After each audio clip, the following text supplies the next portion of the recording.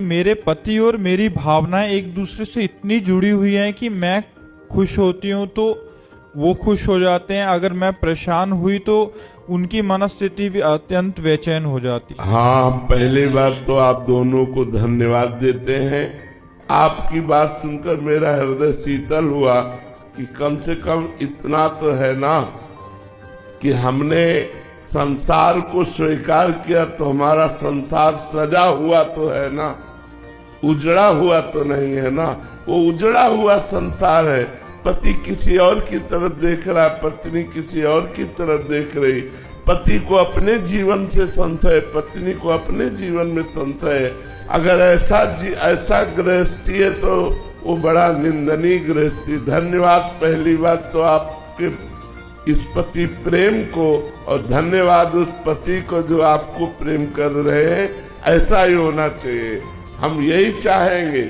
इसीलिए हम girlfriend boyfriend के सिद्धांत को निंदनीय मानते हैं, क्योंकि जब हमारी अभ्यास वृत्ति 4 पुरुषों से मिलने की हो जाएगी, 4 लड़कियों से मिलने की हो जाएगी, तो हमारा गृहस्थ धर्म नष्ट हो जाएगा।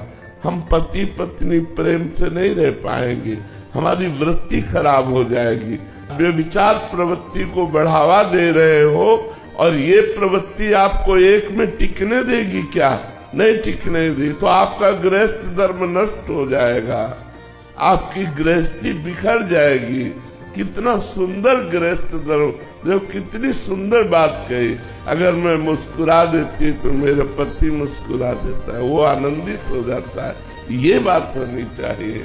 वो ड्यूटी से आ रहे हैं और आप मुस्कुराती हुई मिली, उनकी सारी थकान मिट गई आपकी मुस्कुराहट से।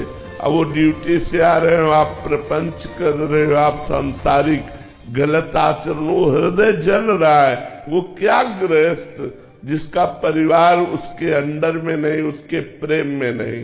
पहली बात तो हम धन्यवाद देते हैं। आप लोग ऐसे सुखी रहिए और खूब भजन कीजिए।